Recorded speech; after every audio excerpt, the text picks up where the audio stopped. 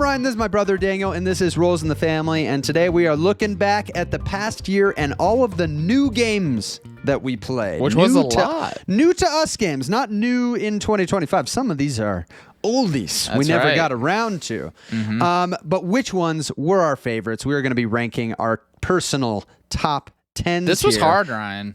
Yeah, we played some good games this year, This was Daniel. hard. Played some good new ones. Yeah. We will have links to all these games in the description below if you want to check them for yourself. And we want to hear in the comments, what were your favorite new to you games in the last year? I think it's always very interesting to hear new to you games Right. because a lot of times people will have some older game they missed that now they're playing and really, really enjoy. I know that's the case for us. So leave some Very true. gems down in the comments for the rest Drop of us them down. Help to the check people out. Yeah, we're starved for good board games here. That's right. I need more.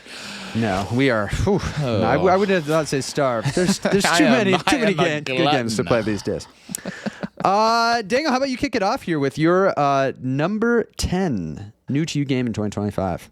Absolutely, Ryan. My number 10 is an example of both. This is not a new game in the sense of this game has existed for quite some time. However, there was a new deluxe master edition that refreshed the game and got it for Christmas, and so just snuck it in here.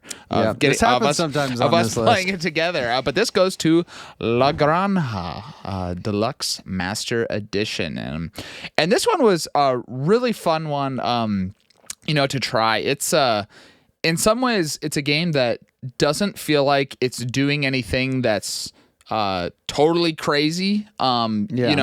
It's just a lot of systems that work really well together. I mean, honestly, my favorite part of it is the cards and just all the different ways you can use them. I mean, I'm trying to think of another game that you have a card and there's such so many different ways you could use the card, and I find that's really at the heart of what's fun with the game is figuring out the best way. Do you build up a lot of fields early on to do production, or do you increase your hand size and get more improve your income, but you also need to play them as where you're sending resources and all that. So that whole thing was super fun, and it's then tied in just with a system of going out on the board, and there's places that you can both be building buildings and sending resources to kind of get those buildings built out there as well. And it's got the dice that you roll, and it reminds me of Grand Austria Hotel.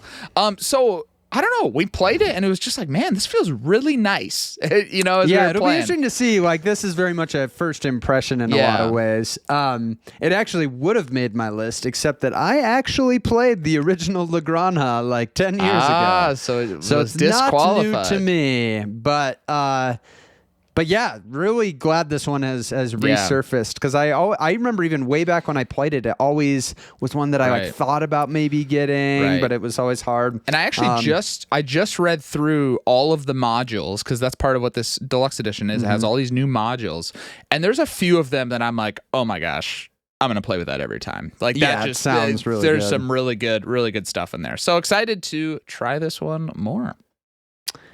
As am I. My number 10 is a small little game, and actually another game that I would say is similar to what you said of isn't doing anything particularly new or innovative, but just is doing it very well, and this is Castle Combo. And Castle Combo, you're just building a 3x3 grid of cards, and you're trying to get them to, score in different ways for having things next to each other in the, same row or other conditions. But every card you acquire also has something it immediately does when you buy it. So it has, here's what it does when you acquire it, here's what it does at the end of the game. And then it's just got a simple mechanism of there's two different rows of cards and you're selecting from one of them, but you could spend keys to move the messenger if you want to select from the other one, but then you need to manage your keys and your money, because if you if you aren't getting cards that give you money, you're going to run out of money. I have run into Let me that. break it down for this. If there's no money inflow and you're continuing to pay money. And so it's an interesting thing in this game because if you get to the point where you can't afford anything, you have to take a card and flip it, which gives you money and keys. That's one of your 9 cards. But it's one of your 9 cards is effectively a dead card, which isn't Right. ideal. Although there was I hadn't seen before the card in it that actually scores for having cards flipped or something. That would be really interesting. Which is kind of interesting. But yeah, I've just had a lot of fun with this. It plays in, definitely 30 minutes or less. And just each game of it just is a very satisfying little puzzle. So this has been a nice new addition to kind of, we often call it the gamer's filler category of it's a shorter game, not super rules heavy, but it's got a little more crunch to it. It's going to appeal more to people that maybe like some of these bigger games. And I think Castle Combo is definitely a good one in that category. I agree. Another game, my number 9, that is a little bit smaller. You got it first, and I tried it, and I think whereas Castle Combo maybe does a lot of things that just kind of feel, nothing crazy, but just works well. This one, playing it, I was like, oh my gosh, I don't think my brain has ever thought this way before. And this goes to Far Away. Again, a game that is it's a very simple game. I mean, you're drafting cards. I think you have 3 cards in your hand maybe that you can choose from. I think so, to play. Every round, everyone's just playing a card out. You're building out, I think it's, is it 10 cards? 8 cards maybe. But the whole twist of it all is that you're going to play these 8 cards out in front of you. But at the end of the game, you're going to flip all your cards over, and then you are going to, in reverse, flip a card and score it based off everything visible. Meaning, your last card you play is going to have none of the other cards you've already played available by when it's getting scored. So essentially, when you play a card early in the game, you are kind of then setting the course of what you need to play after to score for that one, because those cards will be visible by the time this game gives you such an opportunity to get greedy and then crash and burn. Oh yeah, because everything you're doing at the beginning is like setting lofty goals. Big lofty goals. You're like, I'm going to get this done by the end of the game. And this is so opposite, right? Most games you kind of start building something and then you get things for scoring that are based off what you've done. This is the opposite of that. You have to set your course and then go for that. And there's just always the tension in this game of the whole, if you play a number that's higher, you get one of those bonus cards. I don't know what they're called. But they're really powerful. They're those are huge as well, especially because they're always visible. So, man, this is a very unique but fun one that really just resonated with me well. So this was a fun one to try and then now own. So look at that. It's always nice when I introduce Daniel to something and thinks it's like good most enough to of buy. my collection. My number 9 is one I played just recently. This is one that we got here in the holiday season, and it's not a super new game, but it was one. We like real-time games. We talk about Escape the Curse of the Temple. It's one of our favorites. And this is one that came up, and I was like, this looks like it could be a lot of fun. Kind of another twist on that's maybe a little bit more game around it, but not super long. This is still under an hour. This is Rush MD.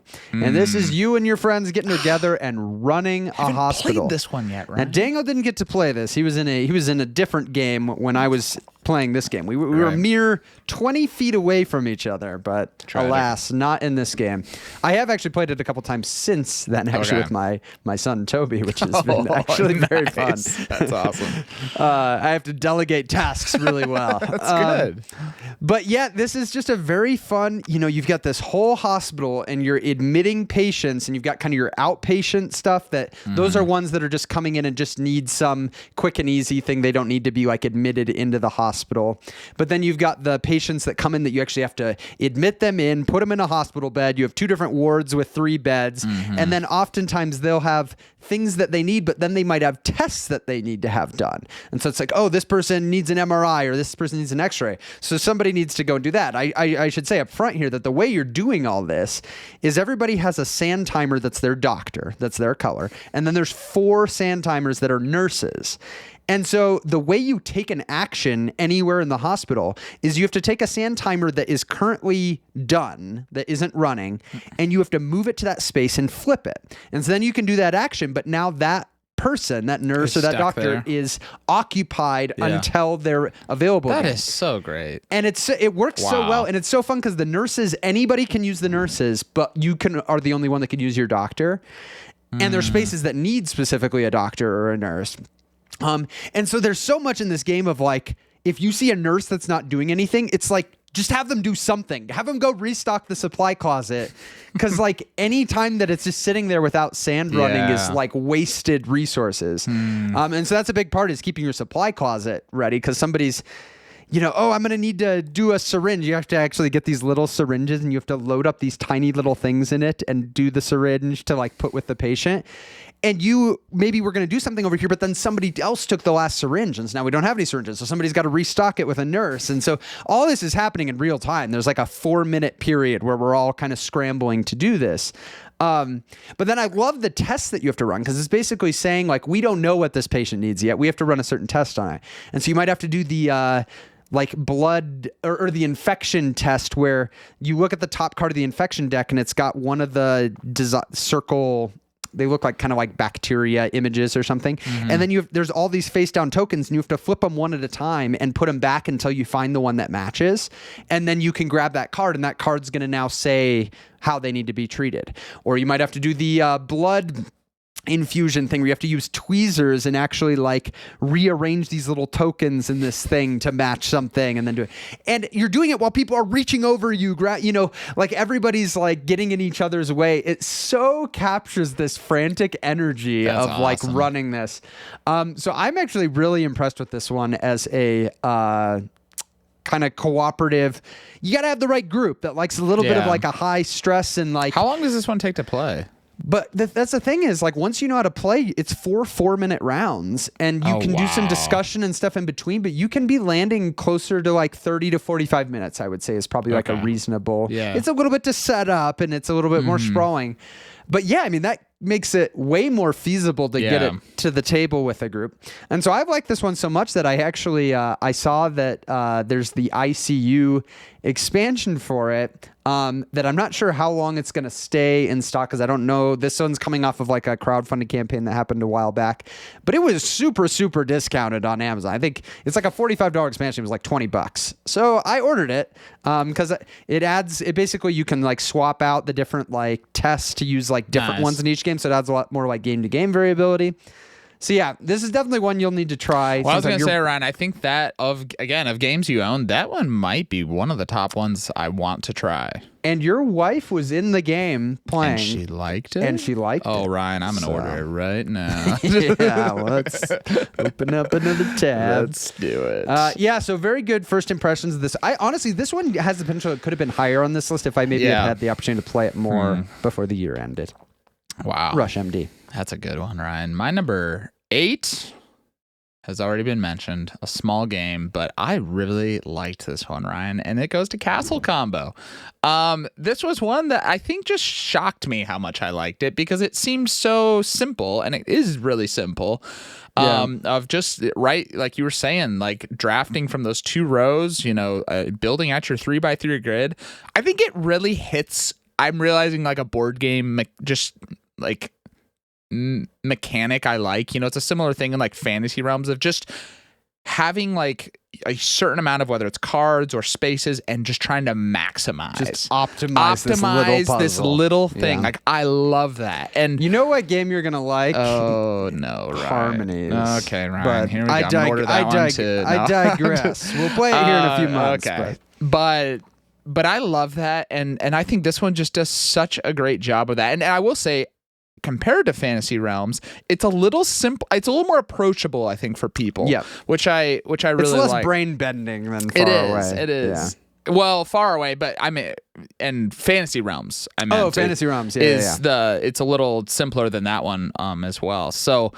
yeah, I just like really enjoyed it. It's fun to like figure out like, okay, where do I want to put the person? How do you best, make this combination of points? Like, it's not complex. It's a simple one. But I think if, again, we are such big fans of great just fillers. And I think this is such a good one to check out because it's easy to teach. It's a little more approachable. But I think, again, for the gamer minded person, it just scratches that itch. So there you go, Ryan. My number 8, Castle Combo. Nice. My number 8's a much bigger game that I do not own, but you own. That in a lot of ways felt like a kind of redemption run of another game that I played with you that didn't go as well. Bigger. That's even bigger by box size. This is Andromeda's Edge. Had the opportunity to try this once with you. Again, it's one of those ones that who knows with more plays how I would really like land on this. Yeah. But I had a very positive first play of this. Yeah. It's a very interesting kind of hybrid game of you're doing a lot of kind of strategy stuff that's building your own thing and doing your own thing on the map, but there's interaction here and like you running into players. I mean, the whole thing that you have to play your workers, your ships out next to where you've already played. Yeah. And the fact that like you can kind of butt up against people or they could get to something before you get there is very interesting. Not to mention the like other computer player, big, I don't even know what you call them in Andromeda's Edge. Right. No, alien ships that show up. Well, aren't you incentivized in this game to like attack other players? I mean, because if you like, I want to say like if you win, if you win a combat, they're like, there's rewards for that. Although I think they mitigated the loss. Like I think as when you lose, you get something as well. There was also something, and I'm pretty it's been a hot minute since hazy we played this on one. the details here, but there was something with there being more incentive of building by other things because you put out those like Well, there was like the population things get, or something. Yeah, you get like points based off how many. Because I remember I forgot that. And then during the game, I realized, like, why did I build this thing way out in no man's land? Because it would have gotten more points or something if it was there. But I think one of the big draws of this game, honestly, is the big recall action. Because when you recall your workers, you honestly sometimes are doing more than you did in your whole more round. Exciting, because you're building up these you're getting these cards, and then when you bring back your ships, you get to assign them and trigger other abilities. I think this designer, Luke Laurie, has done that in actually several of his games. So it's like a mechanic he's really liked playing with. But there's something to be said for like, why should the recall action be this boring nothing turn when it could be a mega combo turn? Yeah, it's true. And so, I liked a lot about this, like the presentation and everything. It's definitely one that I would be interested in playing again sometime. I know. I got to get this one to the table again. Try it with more players. That'd be interesting to see that dynamic. Very nice. My number 7, tried this one. A buddy of mine had this game, and this is one that I think both of us for a long time have just kind of had our eye on it. It's pretty high on the Board Game Geek rankings, and he had it and was I was able to try it. I've actually very recently acquired it and got to play your money it again. Where your mouth is. I know. Well, but I got to play a game of Lost Runes of Arnak, and I tell you what, Ryan, this was one that just really landed well.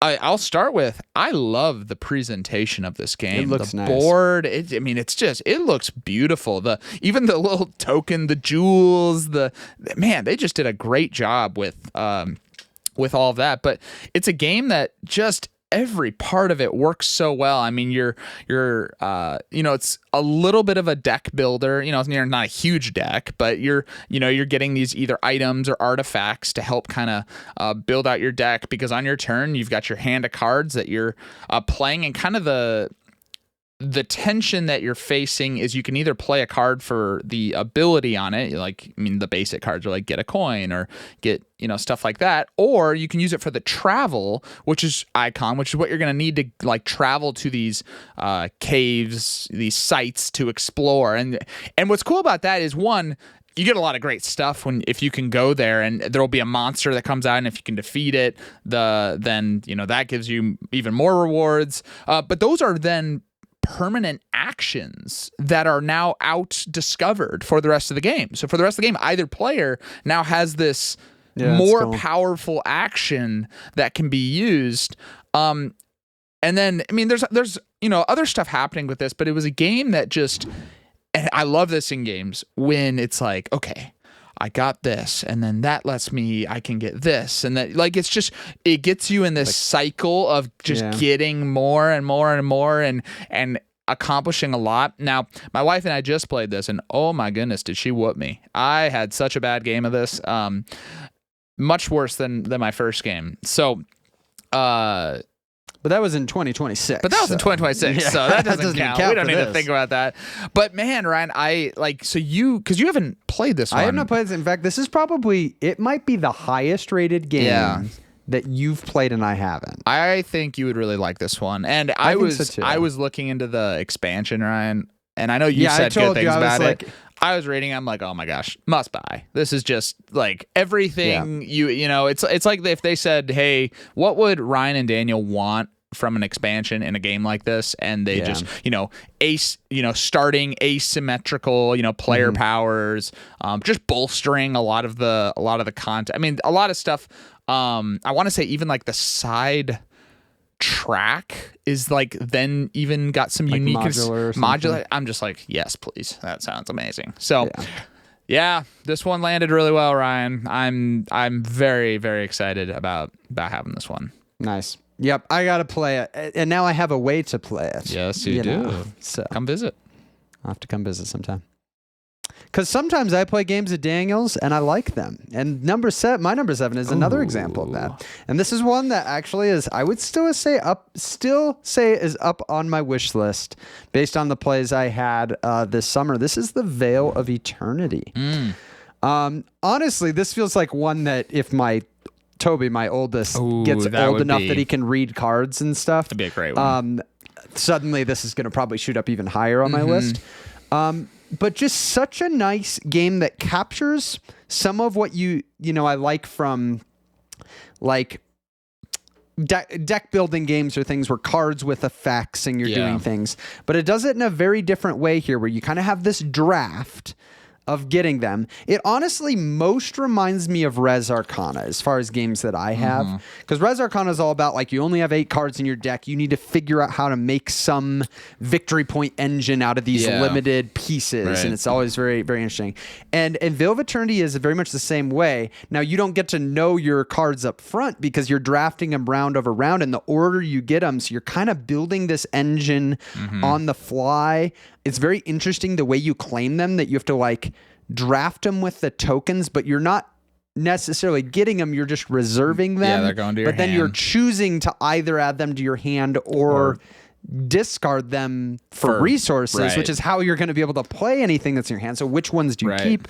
Which ones do you discard? Again, it's actually a very similar concept in Res Arcana. And maybe that's why I like it so much, because I really like that in Res Arcana. Well, and then the whole resource limitation in the game. Like that whole thing that you can only have 4 physical tokens. So you could have 4 1 tokens, or it could be 4, I think there's 6 tokens. That is such a it's so interesting because there's so many times where it's like I could do this ability, but it's going to be so inefficient because I'm going to not get to keep everything. Or this will be a really good combo because it lets me turn tokens into better tokens, and so that gets around. Like it's very interesting. That one restriction gives them so much more design space with the card abilities, which is really, really cool. So yeah, I really, really enjoyed this one. Could see myself at some point acquiring Veil of Eternity. This was the one that fell just off the list for me, which was a tough... Oh, was it new to you this year as well? It was also new to me, and I really wanted it to... I had too many good games. But I agree with you, honestly. It feels like such a well-refined game. Like it's quick to pull out, like to get started. I've only played it 2-player, but I'm sure it would work, well at and it's really good 2-player. It's like really good 2-player. I feel like that might be the best, but I think it would be very fun to try. I'd be interested to try with 3, see how it feels.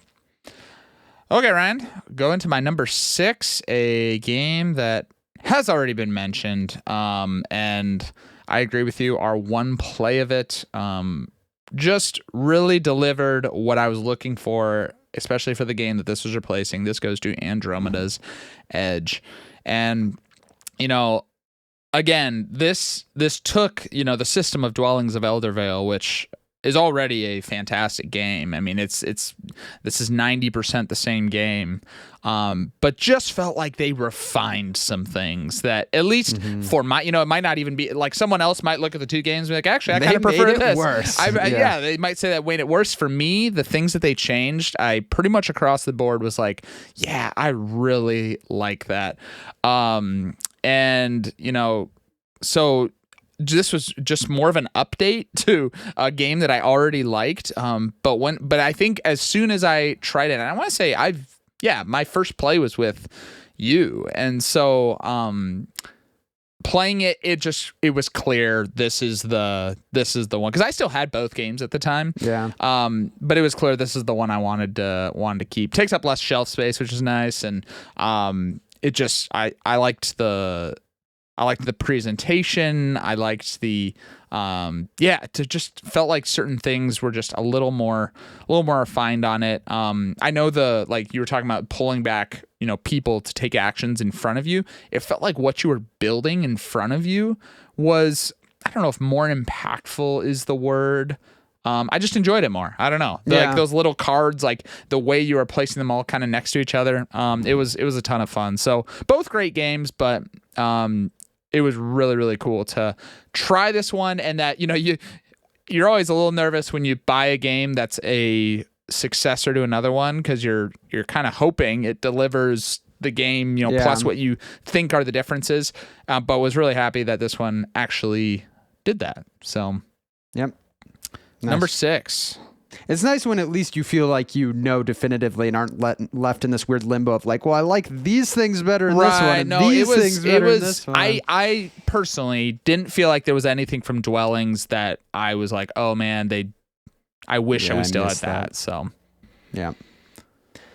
Nice. My number 6, and actually I've got 2 sports-themed games in a row. Ooh. That's probably never going to happen again on a list that isn't our top sports game. Yeah. That would be the other list you could have. Because it's hard to find good sports board games, but let me tell you about some good ones. This first one here is Trick Shot 2nd Edition. And this is an ice hockey game that's interesting because it's made by a company that makes a big sprawling game, Guards of Atlantis 2, which is like a MOBA, multiplayer. I didn't realize that. They made that one. Yeah, so it's like they're coming at it from such a gamery angle, but they clearly have a love. The designers of this have a love for ice hockey. Yeah. And I just think the system they came up with here is so brilliant for providing such a kind of crunchy strategic tactical experience, but still maintaining the excitement of sports, because it's so easy to lose when you're trying to simulate in a board game.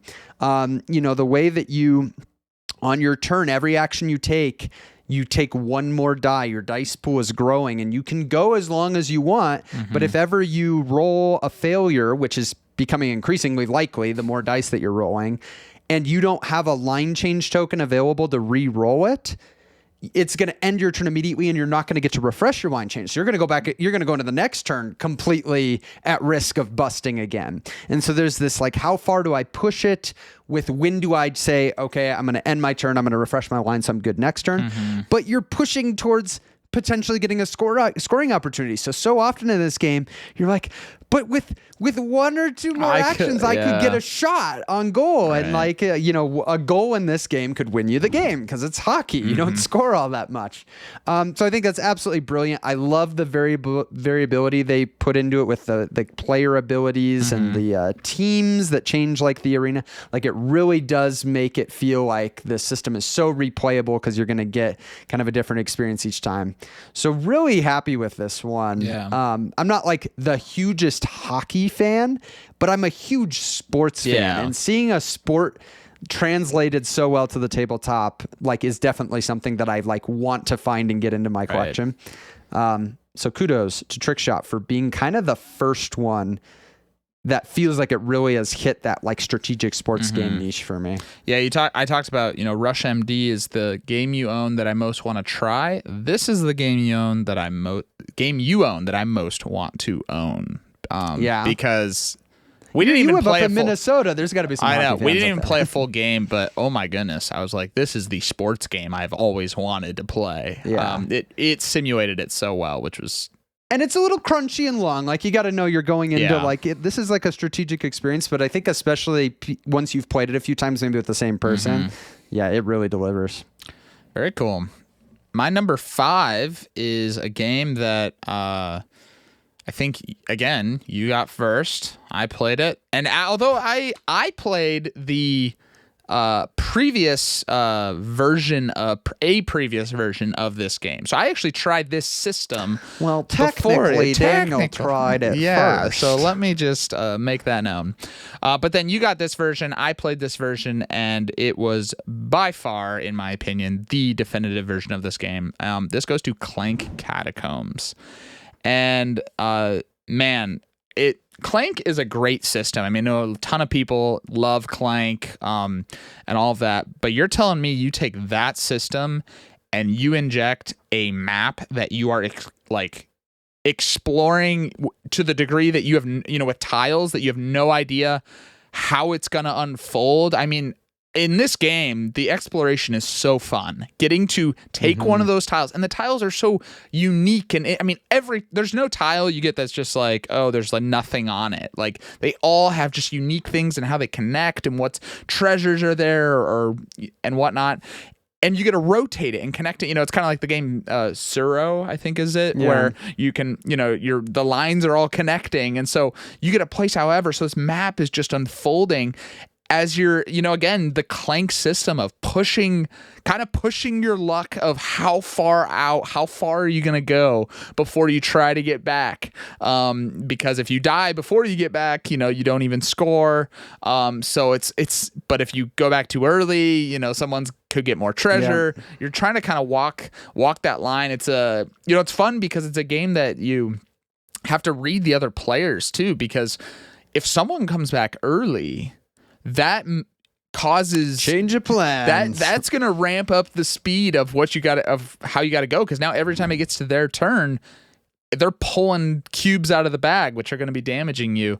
So it felt like this was just like, wow, I could tell the Clank system is really good, but this is the version I want to play every single time. And it feels like it has the variability that I can play it many times and not get tired of it. So when I have my eye on the Layers and Lost Chambers expansion, I'm like, this just sounds amazing. I mean, more cards, more tiles, more like special tiles that like, because this is something I really like in Escape Curse of the Temple too, is when it's like there's a tile that like comes out one every 8 games, and like it changes the feel of that game because this special thing was in there.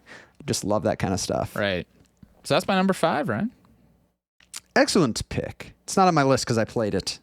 Oh, okay. I was wondering when you played it. I think that happens a lot of times. Like anytime you don't try it before the end of the year, I'm just delayed. It rolls over. It's good. I mean, it happens sometimes for me too with, wasn't there one of these that was a Veil of Eternity? I don't know. It sometimes happens that you get games first and I'm the laggard. What? Let's talk about my other sports game, number 5. This is not what I would describe as a strategic sports game, though. This is literally just like, let's shrink the real sport and like make it playable on the tabletop. And this is Finga Golf. And, maybe you are questioning in the comments whether this qualifies as a board game for inclusion on this list, because this is literally like these like green mats and you're hitting these little golf balls, these little like styrofoam golf balls. Like, why is this a board game but real golf is a sport? That's my question, Ryan. Yes, this is as much of a sport as real golf, I would say. At the end of the day, board games has evolved to mean tabletop games is often what we're saying. And this is a game I store it in a box, I get it out and play it. That's a board game. On a couple tables or the floor. Across the house. You can get creative. And that's part of what's so cool about this game is you get to build your own holes. And like and what really ascended this up the list is when I've done a big game of it with a bunch of people. Like I had a game with up to 8 people that we did a 9-hole course, and we're taking turns. This person gets to build the next one. It needs to be a par 4. And then everybody's going to take their turn running through the course and recording down. And, I've always loved kind of the golf scoring and the pressure of it, of just like you're trying to get it in the least shots. And it's just such a great experience. And the product here just works so well to deliver the experience that you're hoping it will, right? Like the way that ball rolls on the green, the way you hit it with these clubs, and it flies so well and can even slice. Yeah, you can but curve like it. Also is not going so far that it's I don't know like how they did this. Honestly. Has a lot of drag, it's and then when it amazing. hits the green, it stops really nicely. Like it just plays so well, and I love that the green mats you can like get creative and put things under it. Now you've got these like hills, or like there's so much course creativity with coming up with these holes. And so I feel like I just now have this game in my collection that can put on. Yes, I could pull it out and do like smaller games of it, and I likely will. But I can kind of put on this event that I could not, with any other game. Didn't you do like at our family vacation a like whole? I tried to do it on our family trip. There weren't as many people that bought into it. They didn't show up to. There were a few of us that played a little bit. Okay. But yeah, like Memorial Day with our family, you weren't there, but I think we had 8 people that did this full thing, and that's sweet. Just a lot of fun.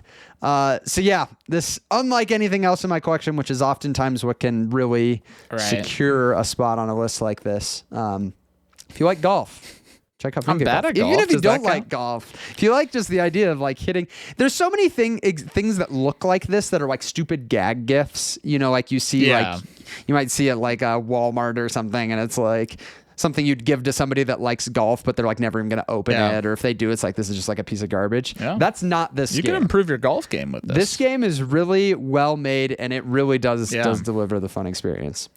Very cool, Ryan.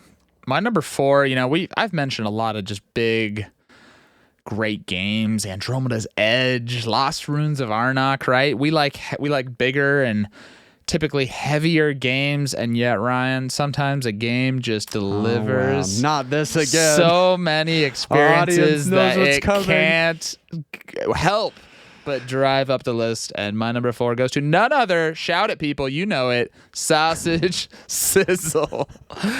Ryan, I just, seriously, when I just think about how consistently this game has delivered a year of amazing gaming moments. I mean, it's been a while. Like, I'm trying to think of a game that we have been more just blown away by what our expectations were to what it is. I mean, I think you're like, if you're thinking back, like when you put this on your, wish list, your expectation was probably, this could see if it's a good filler. Yeah, I was thinking this could be a good little dice game. I could see this appealing to some of my casual players that want. And it is now one of our most demanded. It is demanded games, and has delivered some of the most. The highest highs of the year of people just yelling and go, oh my goodness, right? And yet I guess the shocking part about all of that is not only that, but it feels like almost every game of it gives you at least some of those high moments. And so, yeah, it's like we've talked about this game a lot, but I think that should, if you're a listener here, like speak volumes to just how impressed we've been by this, to where it's my number 4 new game of the year. I own it now. I gave it to our soon-to-be brother-in-law. We are spreading this. It's cheap. Like, I don't know. I'm seriously, Ryan. I'm like, I bought an extra copy because now my copy can play up to 10 or whatever. How cheap it is. Which it's like, I don't recommend playing with up to 10, but being able to go to 6 or even 7 is actually really nice. This one, Daniel, actually missed my top 10, and it's really hard to like rank these types of things. Oh my gosh! Yes, this for makes those no that sense. maybe watched our Game Awards video, a session of Sausage Sizzle was actually my top play. Ryan's of the top play of the year, and it was a new is, game. Didn't make his top 10 new games of the year. It seems a little odd. But I think no sense. when I make this list, I lean a lot more into my personal rankings. So do I. I also have probably played Sausage Sizzle 5 times as many times as you have. Like I've played it like 35 times in like 7 months. And so I think there's a little bit of like, I do still have a tendency to heavier games and I've played it a lot, but it would be on my, my 11, 12 here. And if I'm looking through a different lens of just like how well it's gone over with groups, it would be much higher. Right. But glad I got a mention, even though it's had no shortage of mentions in the last month from us. My number 4 is a game that I feel like is now my go-to recommendation if somebody wants like a 2-player cooperative game, or if like a couple wants a game that they can play together, and this is SkyTeam. Ooh. SkyTeam, it's a game about you are the pilot and co-pilot, and you're trying to land a plane, and it uses this very simple but compelling dice mechanism of you each roll your 4 dice behind your screen, and you don't know what your partner has, but you one at a time need to place dice to take actions on the main dashboard without communicating anything. So that is how you communicate. Mm-hmm. Me putting a low number here is maybe trying to tell you, I've got a lot of low numbers. Like, this is the highest I could have done here. Yeah. And what order do you play it? When do you sacrifice a die to get coffee, which can then either player can use to modify their dice by 1. So it gives you a lot of flexibility. It's just a very clever system where every round, both of you have to play onto the tilt of the plane, and like the difference is going to tilt it in that direction. And if you ever tilt too far, you crash. There's a lot of ways to crash and die. Yeah, I'm good at that. This one. And so you're trying to keep that going. By the time you land, you have to get it perfectly straight. But then you're also doing the engine where, based on the sum of the dice, you're either going to go 0, 1, or 2 spaces closer to the airport. But you're trying to time that up with your elevation, because your elevation is just ticking down 1,000 feet every time. Right. So if you get to the airport too early, you now have to do like a circling pattern, right? Where you're like trying not to move at all. Yeah. And so you're trying to time that right.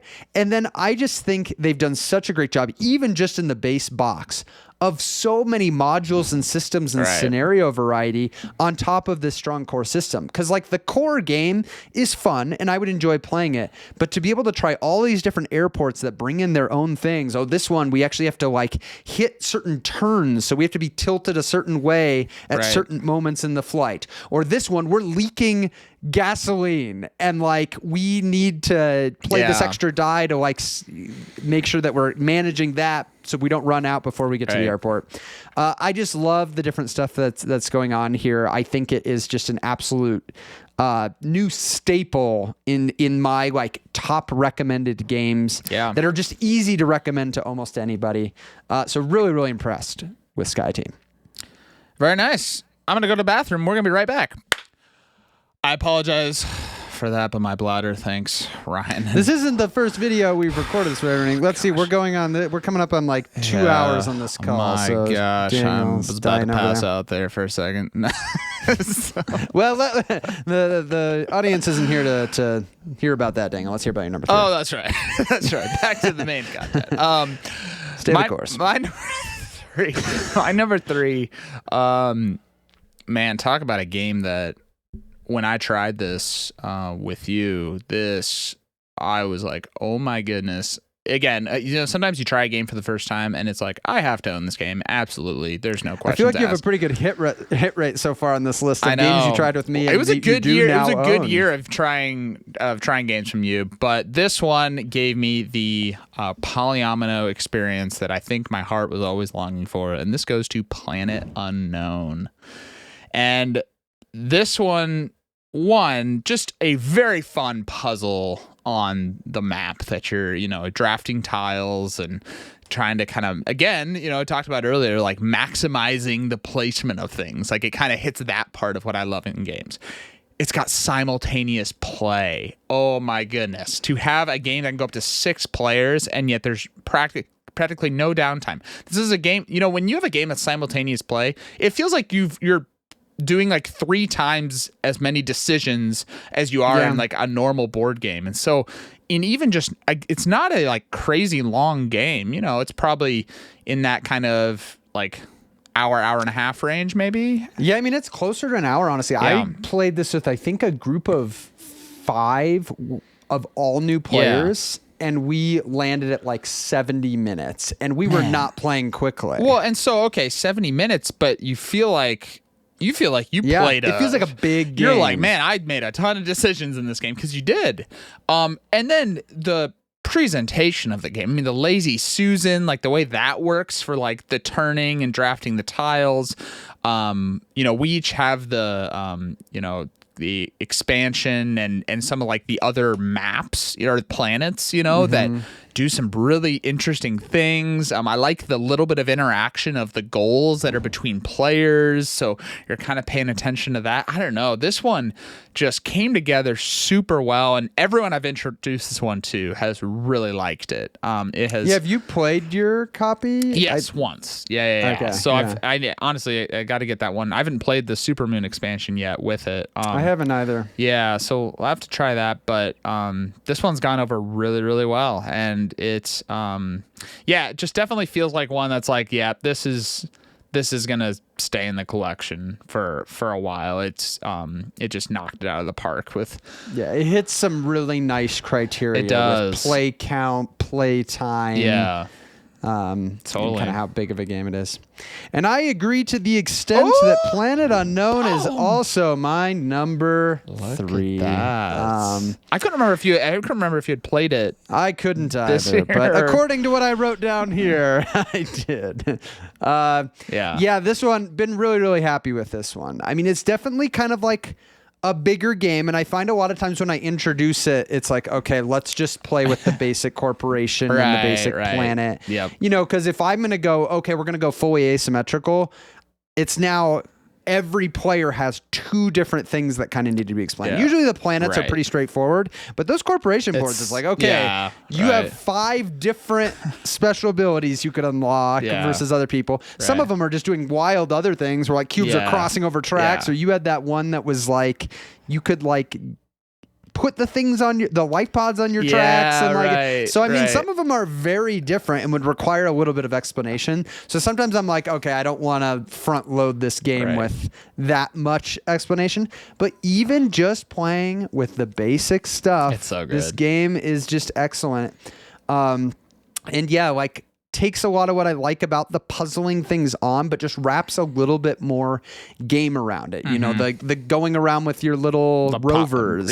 Rovers. And figuring that's things such out. a fun Is a mechanic. fun decision, and it affects the puzzle because, like, now if your rover's not on the pieces, it's kind of blocking putting pieces because you'll destroy your rover. Right. And so you're like, okay, I need to get this guy out of the way so that I can play this, and so I really like that. But then, if you like going up on tracks, let me tell you, we have the game for you because every single tile you play basically lets you go up on 2 of the tracks over there, and those are giving you bonus. Sometimes they'll let you go up on another track, and do I want to go up on the track that lets me, look at those secret decks of cards and get first pick of one of the rewards out of there? That could be really good. But I also want to get the green track because getting more of the forest tiles to fill in is going to be helpful. But doing the ability track is going to unlock these really good abilities, and it just really comes together nicely. The production is excellent. So yeah, I totally agree. This is one I see kind of being a staple in.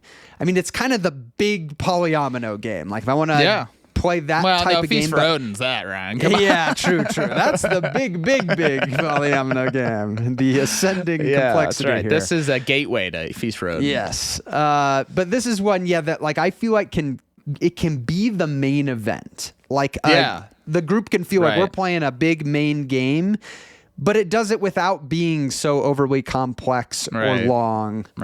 So yeah, really happy with this one. Very cool. We are not going to overlap on the second one. For me, you have not played this game, although you've played a game that is got a lot of similarities to it, and one you very much like. I believe in your last top plays, this was a game that was in your top plays. Oh man! But you always said, "Hey Daniel, maybe you should check this one out," and that's all I need to hear to go spend a lot of money. And I was able to pick up a copy of Elder Scrolls: Betrayal of the Second Era and play the first of the 3 mission, mini campaign, and it was amazing. I like this, it's one of those things. It's like, oh my goodness, this is just something that I can just tell I'm gonna love digging into more and more. I feel like I've just gotten a taste of it, but so much fun happening with this game. I mean, even just the world you're in, and like you have your little, and this is where it's a little different from. Too Many Bones in this game do have their differences in, this one, you got your little party icon out on a map, and you've got the scenario, kind of the thing, you're exploring around and going to different places and towns, and then having these encounters against, monsters. But again, similar to Too Many Bones, it's the chips, the chips with your health out on kind of a tactical. Don't call them chip theory games for nothing. Right. And get so, those chips. So this one, it just was super, super fun.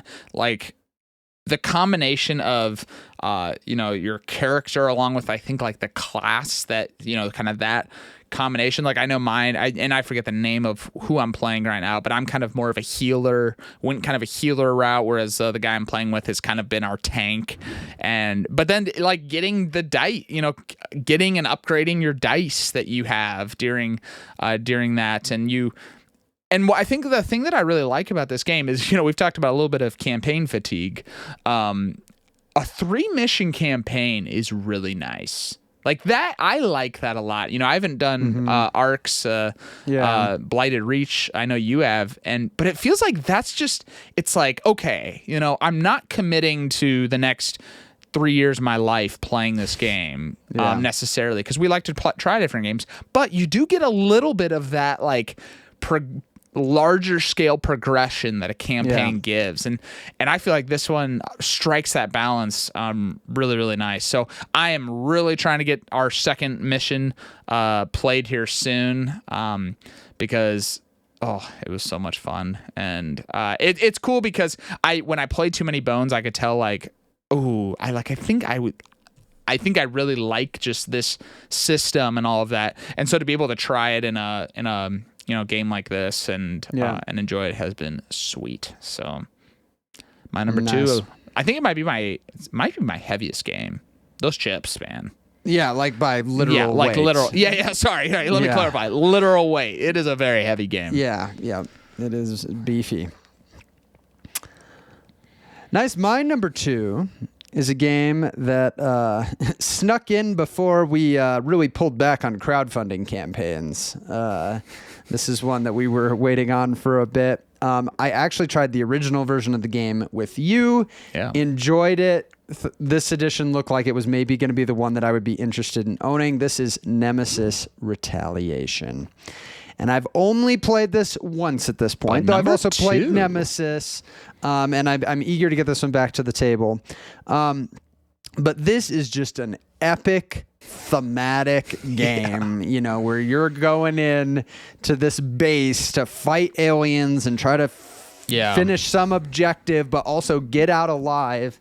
But it hits in a niche that I didn't really have anything in my collection of, where it almost feels like a big cooperative game. Like we'd play like a big Eldritch Horror or one of these other ones, but it's not fully cooperative. No, it is not. And it's very hard to pull off not fully cooperative and have it work well, especially for my taste. Right. And I think this one does it. Like the way it works with the secret missions. And yes, you could get a very antagonistic mission of like, if this other person dies, you meet your objective. But like a lot of the ways you would make that happen is very indirect, or like, and oftentimes funny. And oftentimes funny. But I love that there's also this like team objective, that there's a good chance that several people around the table have that objective. And so you like know there is like this cooperation happening, but I'm not like exactly sure. Right. And every person that has that has something else, because you're given 2 objectives. Well, I was going to say that's a big change from original Nemesis. The fact that because original Nemesis, if you remember, when that first alien comes out, you got to commit fully. Yeah. So what that means is that pretty early in the game, there's a good amount of people who the team objective they don't have anymore. Whereas the fact that it keeps it longer, I think it actually keeps a little bit of the cooperative, like... I think that's a good point. And it but it's this weird cooperation where everybody kind of has a backup plan. No, totally. And you're like, if I do this, it actually kind of helps my backup plan a little bit. But I still am in. Don't worry, guys. I'm still in on this. And, at some point it becomes very obvious that somebody doesn't, like they're doing their own thing. But yeah, because there's the interesting tension of you can choose to commit to get like a bonus. You get a reward for committing if you do earlier. it earlier in the game. But my one game of this just so exemplified what I want this game to be. It's a game that tells a story. Yeah. Like even now, thinking back to what is it? Probably almost a year ago that I played it. Maybe not that long, but a while back, I can remember such specific things about our playthrough, about how our sister got trapped in a really bad situation and ended up dying to the aliens. How we had the bot that has like a different ability every time, and it got the one where it could explore out. So we're like, great, we'll just have it go explore. But then we got the event that like the rise of the robots, and it like rebelled and destroyed things, and it was just like such a memorable moment. And then the race back to the ship, and the one friend that had helped us finish the main mission, but now is begging us to wait an extra turn for him to get back, and we're like, you know what, we couldn't have done it without you, we'll give you one turn. And I mean, just all that stuff, it's the type of game that can create those moments. And you gotta like a big complex thematic game, though if you do like that kind of thing, the presentation and everything here is gonna reward you with a very immersive, cool experience. So yeah, I really enjoy this one, and I can see it kind of being in rotation with something like Eldritch Horror, which is kind of our big cooperative one. This kind of strikes a different or scratches a different itch, and I think it does it in a really good way. Yeah, Ryan. I mean, there's no time. Would you like to take it over? There's no time to waste here. I'll just continue. This is my number one new game of the year. And I was honestly kind of nervous, Ryan, because I made the, someone would say, irresponsible decision of selling Nemesis, which was a top 5 game for me. Yeah. Before you ever tried it. One. Now, part of that was because sometimes when you watch, like, okay, what mechanically are they doing? You can feel pretty good about, okay, I think I'll like that. Although that's still some of it is you just wanted to really bias yourself more to totally. Like the new game. Yeah. It's like I'm already committed, so I better like it. But this game delivers the Nemesis experience that I'm wanting. And that's saying a lot because I loved the original Nemesis. I mean, like you were saying, there is no game that I have that delivers just a thematic, immersive experience like this one. I mean, the way you feel the dread as the aliens are coming out, and you feel the tension about, is this person helping me, or what are you doing? Like moments like that. I mean, I think of a moment that's stuck in my head where there's one, I don't know, like the escape pod left, and I was just finishing up one little thing, and nobody was nearby, and I was coming back. Well, one of the guys like bolted it, and we meet each other in front of the escape pod at the same time. And so we're joking, you're like, oh, we're just kind of looking at each other. What are you doing here? And he ended up actually leaving before me. And then I'm like, oh no, I got to get back to the beginning. Convince the team that I'm still helping with whatever other objective. Or? No, totally. And honestly, the story it delivers is honestly the biggest sell of the game. Like, it's got great mechanics. It's got all of that. You're trying to win, but really it is what you walk away with of this story that is just so memorable, of the moments that it delivers. And I think this game for me improved things from the original Nemesis. The original Nemesis, honestly, maybe the one thing I miss is that the just total dread. Like in the original Nemesis, you just feel like an alien pops out. You are not well equipped. And there's a certain strength of that. Like if you are wanting that just total, we are like just helpless. If you want Alien the movie, like it's still the first Nemesis. But the risk in all of that is there was always a chance, and in the original Nemesis, a somewhat decent chance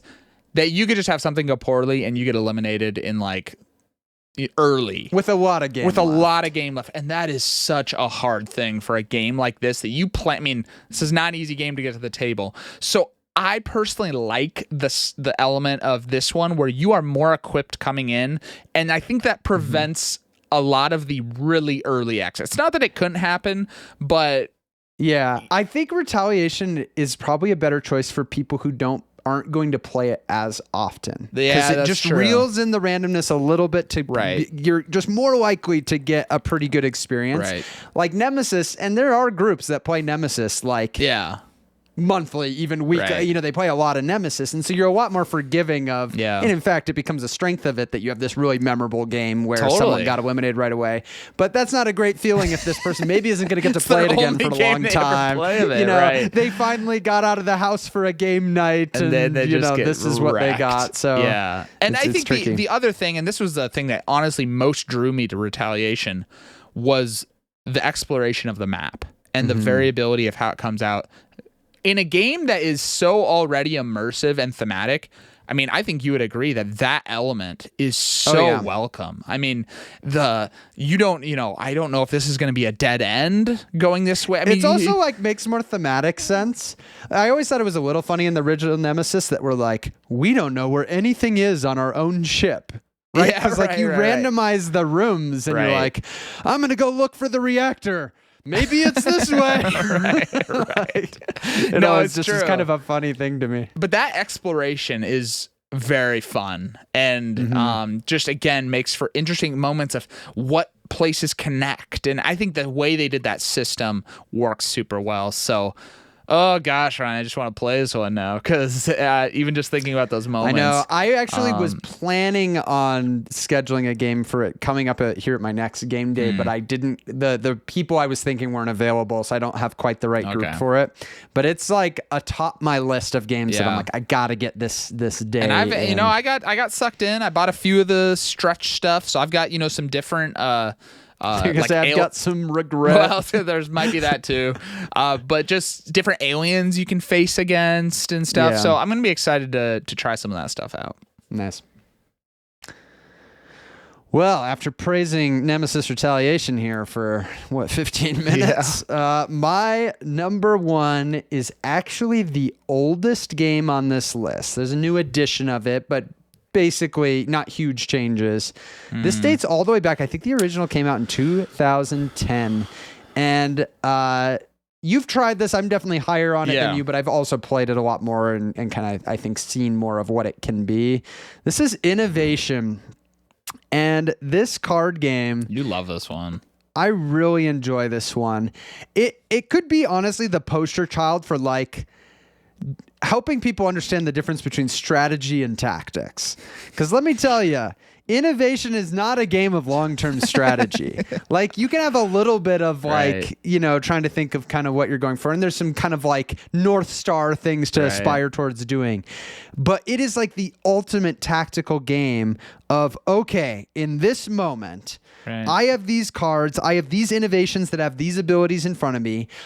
My opponent has these certain abilities that I know he could use, and I know I'm losing in this icon, so like I know I'm at risk of this, and that just all sets the stage to what two actions this turn move this complex organism in my favor the best. Yeah. Like, is it me getting some new cards so I have some new options? Is it me leaning into this dogma effect that right now I'm in position that I can continue to do without the other player triggering?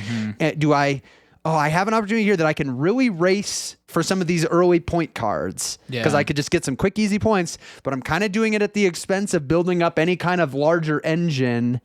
But like that can make all the difference in the game because it's a race to get 6 objectives, and they get, those point cards get harder to get as the game goes on.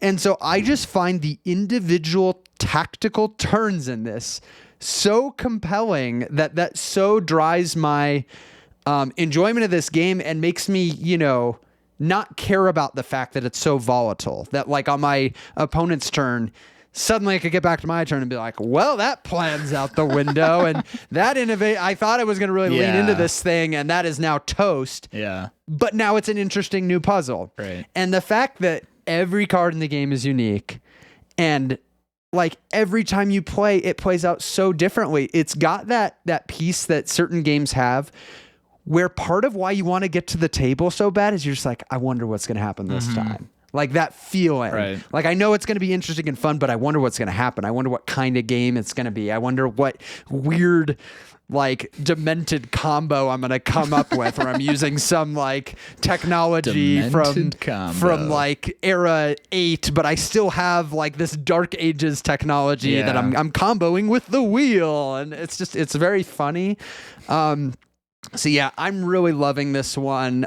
It really is best as a 2-player. 3-player can be good if everybody knows it, but really best as a 2-player game. And I'm just excited to have found another game that gives me that feeling of like, I could play this game for the rest of my life and I'm not going to get tired of it. I have the Ultimate Edition that has a bunch of expansion stuff. I've tried the Echoes of the Past expansion and really enjoyed that. It literally like doubles the amount of unique cards that can potentially come into play. Yeah. Which again, just is like, so opens up that what's going to happen this game.